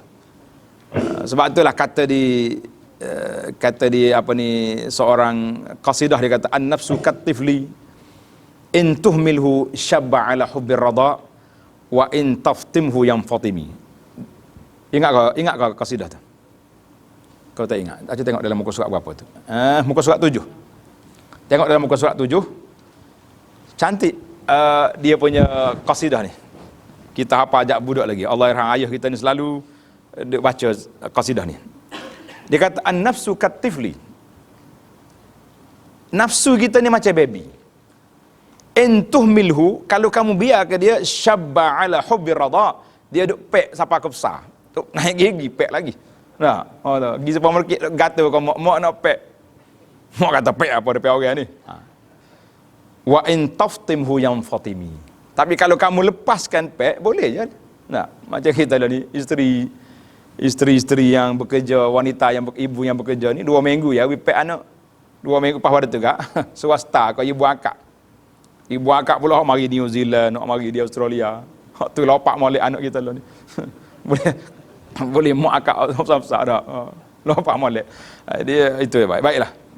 Maka kita pergi kepada wasail yang kita ada ni, wasail tafsiriyah. Kita duk taubat, luzum istighfar, lawan nafsu jangan ikut dia.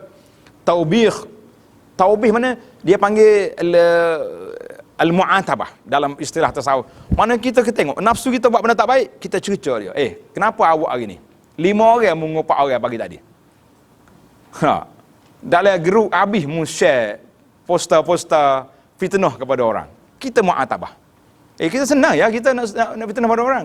Kita ambil gambar orang, kita post dalam grup. Tanpa kata-kata. Biar gambar berbicara. Fitnah besar kepada orang. Sekarang ni macam-macam orang ambil. Ambil poster orang tak setuju, dia pangkah, dia tulis macam-macam kat situ. Berlega di alam maya, tuduhan-tuduhan kepada pendakwah-pendakwah yang tidak disetujui. Dengan tuduhan-tuduhan yang ditulis. Kita kata tak apalah. Ana peletih dan nak jawab. Bila orang hantar mari, saya kata saya akan tunggu berbicara dengan pengedit video ni di hadapan Allah Azza wa Jalla. Atas dunia, pedulikan dia. Setakat orang tuduh, insya-Allah kita lalu makan lagi. Nah, kenapa? Kita mu'atabatun nafsi. Apa yang kita buat pada orang hari ini? Apa yang kita tunggu. Yang kelima, al-iksar min wa'ziha, maknanya kita banyakkan didik nafsu kita. Sambil-sambil kita nasihat kepada orang, kita juga ingat kafa bil mauti wa'izan. Kalau tak mampu nak bagi nasihat cara baik, kita duduk kat kubur malam-malam, mikir atas kubur seorang. Dia kata pergi sore pula dah. Yang keenam, su'uzzan nabi nafsi, kita kena ada berwaspada dengan nafsu kita. Nafsu kita ni, sebab itulah doa yang Nabi kita sallallahu ajar, ya muqallibal qulub, wahai Tuhan yang membolak-balikkan hati, sentiasalah jaga hati kita ni daripada perkara yang tidak baik, sebab kita bimbang hari ni. Bimbang kepada hati kita tu. Yang seterusnya, kita bersihkan amal kita daripada perkara yang tidak baik. Bersihkan amal kita daripada perkara yang tidak baik. Baik para asatizah sekalian, itu di antara yang ke-8, muhasabatun nafsi. Kita kena muhasabah balik diri kita. Kemudian al-iqlal, kurangkan makan, tidur, minum, bercakap banyak. Yang ke-10, at-tahalli bis sabri wal yaqin. Kita kena hiaskan diri kita dengan kesabaran dan yakin. Dan ada beberapa slide yang letak di sini, iaitulah tentang khulasah kepada kitab Penawar Bagi Hati. Cuba tengok di skrin ni. Khulasah kepada Penawar Bagi Hati. Kita ada 7 anggota zahir yang menjadi pintu masuk kepada kerusakan. Kemudian kita ada 10 amalan sifat buruk yang patut dihapuskan, dan diikuti dengan 10 sifat mahmudah yang patut kita hiaskan. Kita hiaskan hati kita. Maka ini satu-satu kalau kita nak tengoklah sebagai orang panggil penutup. Beberapa kitab pertama tentang 7 pintu masuk kepada kerusakan hati kita. Dia panggil pintu masuk kepada hati. Bermula dengan mata, telinga. Cuma ulama dok bahas tentang mana bahaya yang masuk ikut telinga dengan masuk ikut mulut. Mana lebih bahaya? Dia kata, Syekh Hamdul Qadir kata, bahaya masuk ikut telinga. Sebab hak masuk ikut mulut, dia akan keluar balik. Kalau masuk benda basi, 3 hari sakit perut. Tapi kalau masuk perkataan buruk dalam telinga kita, 20 tahun lepas orang kata kita, sampai hari ni teringat-ingat. Betul tak? Aku ingat apa mati. Dia kata ke aku dulu. Itu bahaya. Ini kita kena hati-hatilah. Maka jauhi dan berhati-hati daripada perkara yang mengikiskan pahala, lebih-lebih lagi di bulan Ramadan Al-Mubarak yang kita akan lalu ini. Kemudian itulah di antara yang kita nak sebut. Jadi oleh kerana masa kita sudah tamat, kita rasa kita bagi peluang kepada asatizah untuk memberi ulasan ataupun tambahan kepada apa yang kita ada ni, insya-Allah. Silakan dah.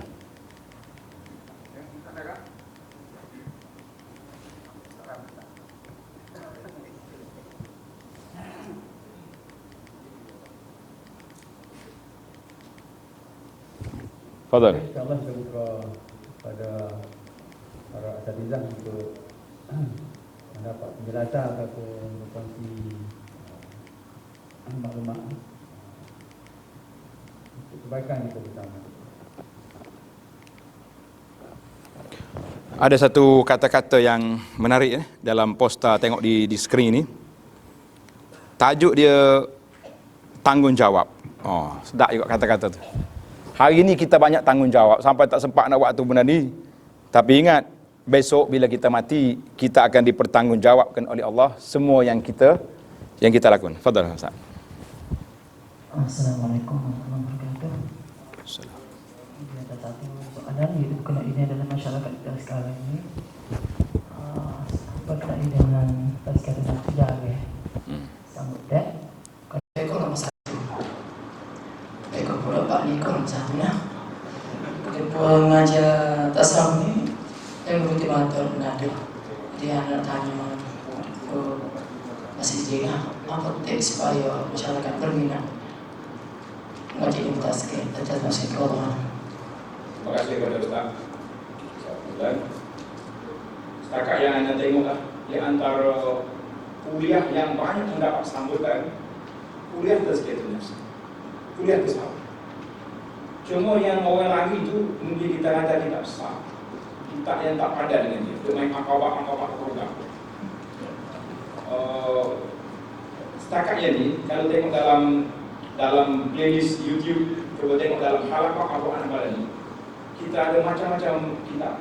Anak dah khatam 150 siri kita mau itu begini. Kita Mukhtasar bin Halil Qasiri ada 60 siri. Kita penawar bagi hati ini anak khatam di pondok dulu. Kemudian kita bawa ke Masjid Negara dan beberapa tempat yang kita pergi dalam dunia ini memang orang cari kita.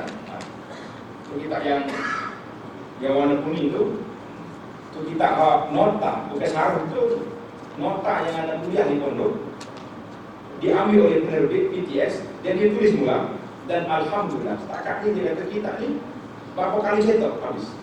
Cuma kadang-kadang orang pendakwah ni, penceramah ni, ya dia pegang hak kita tapi dia suruh jemaah dia pegang hak asal sebab dia kata hak mudah dia murah masih.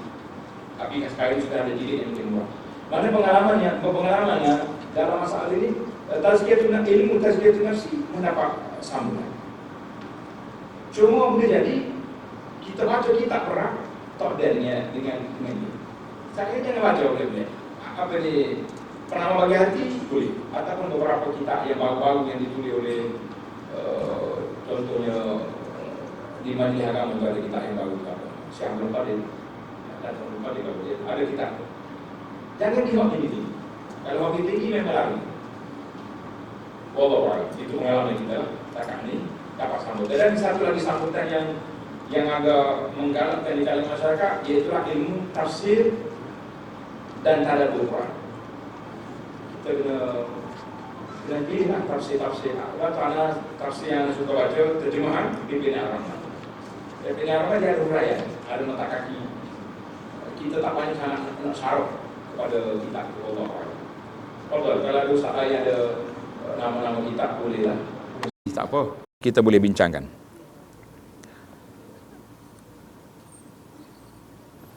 Baik, ada lagi. Masa kita ada 2-3 minit lagi. Kalau tak ada kita syarah mula. Okey, kalau tidak ada kita tangguh dulu. Jangan tangguh. Tangguh dia suka berhenti awal. Ada lagi benda kita nak cerita ni. Baik, sekarang ni kita bagi peluang ustaz-ustaz untuk kalau ada tambahan, ada apa-apa nak cerita. Kalau tak ada, kita pergi kepada huraian kepada apa yang kita sebagai penutup. Penutup Tengok dalam ni, nampak ke tidak slide tu? Saya pun tak pasti. Orang tanya Sayyidina Huzaifah radhiyallahu anhu, ma mayyitul ahya. Dia kata siapakah orang mati hidup? Mana mayat hidup siapa? Pasal itulah hak je takik je edit poster dia tulis tajuk dia mayat hidup. Siapa dia? Kata di Syekh Huzaifah radhiyallahu anhu, la yunkirul munkar biyadihi wala bilisani wala biqalbihi. Orang yang tengok benda mungkar, dia tak ingkar wala dengan tangan, wala bil lisan, wala bil qalbi, maka itu yang dikatakan mayat hidup. Jadi kita hari ini sebagai pendakwah, anda tengok banyak kepincangan yang berlaku. Di sekolah kita ke, di pejabat kita ke. Bila kita pergi pejabat yang berunsur agama ataupun tapi staf-staf tu tak kira lah budak praktikal ke budak apa, dia masuk pejabat kita lah bertanggungjawab. Mu nak duduk sini pakai molek. main kain belah tak cukup saya gini. Nah, ustaz pun cabut piyah lagu ni. Ini kita tanggungjawab kita. Jangan jadi mayat hidup di tempat yang kita ada kuasa. Tempat kita tak ada kuasa tak ada. Jadi kalau boleh sekali-sekala puak-puak kita ni, imam-imam, pendakwah ni, kita buat juga street dakwah. Ni kalau kita dengar street dakwah ni, kita tahu beberapa pendakwah-pendakwah yang masyhur hidup main street dakwah. Kita kenapa tak street dakwah? Apa kalanya pasar minggu kita turun. Pasar pagi kita pergi ambil risalah-risalah dengan jabat agama tentang aurat. Kalau tak ada, saya ada risalah tentang aurat. Kita buat macam ni lah, macam pamflet yang ada di tangan kita ni, untuk kita bagi-bagi dan kita sebarkan supaya mudah sampai kepada masyarakat. Nak kacak banyak tak boleh. Kita tunjuk ni gambar ni tak boleh ni, gambar ni tak lulus puspakum syariah ni. Nah, gambar ni kita cuba turun kepada masyarakat supaya masyarakat itu boleh sampai kepada mereka apa yang boleh. Kemudian di antara tazkiyatun nafsi yang penting dalam hidup kita ni, iaitulah kita sebagai imam, sebagai ketua masyarakat, sebagai pendakwah, jangan jadi batu api. Batu api. Kadang-kadang kita pula cakap benda-benda yang boleh menyebabkan masyarakat berkelahi sama-sama dia atau menimbulkan masalah. Jangan kita buat. Kalau tidak, kita pula yang jadi masalah, membawa masalah kepada orang. Baiklah para jemaah sekalian, oleh kerana tidak ada lagi tak ada soalan dan kita ada majlis penutup, alhamdulillah, kita pergi kepada kafaratul majlis sebagaimana disebut dalam hadis Nabi sallallahu alaihi wasallam. An Abi Hurairah radhiyallahu anhu qala sallallahu alaihi wasallam, man jalasa fi majlisin, siapa-siapa duduk dalam satu majlis dan fakasura fihi lughatu, mana banyak kecek nakak-nakak, bukan majlis ngopak orang, majlis ngopak tak ada dengan tasbih kafarah. Jadi kita banyak nakal, banyak cerita-cerita, maka kitalah kena kata subhanakallahumma bihamdika asyhadu an la ilaha illa anta astaghfiruka wa atubu ilaik. Dan termasuk juga kalau kita sudah baca Quran pun boleh juga kita akhir dengan subhanakallahumma bihamdika asyhadu an la ilaha illa anta astaghfiruka wa atubu ilaik. Itu di antara sunnah Nabi sallallahu alaihi wasallam yang patut kita ajarkan kepada masyarakat. Jadi alhamdulillah, tamatlah perbincangan kita pada hari yang berbahagia ini. Mudah-mudahan sedikit perkongsian ataupun perbincangan anak ni anak anggap sebagai orang panggil kepala mutalaah ya kepada ustaz-ustaz semua, bukan nak mengajar. Nak kata mengajar itik benar ke sensitif pula zaman itik ni dah. Jadi kita tak sebut orang marah, kita sebut orang tak marah, insya-Allah. Baiklah, sekian, wassallallahu ala nabiyina Muhammad wa ala alihi washabihi ajma'in walhamdulillahirabbil alamin. Wassalamualaikum warahmatullahi wabarakatuh. Waalaikumsalam warahmatullahi wabarakatuh. Wa jazakumullah.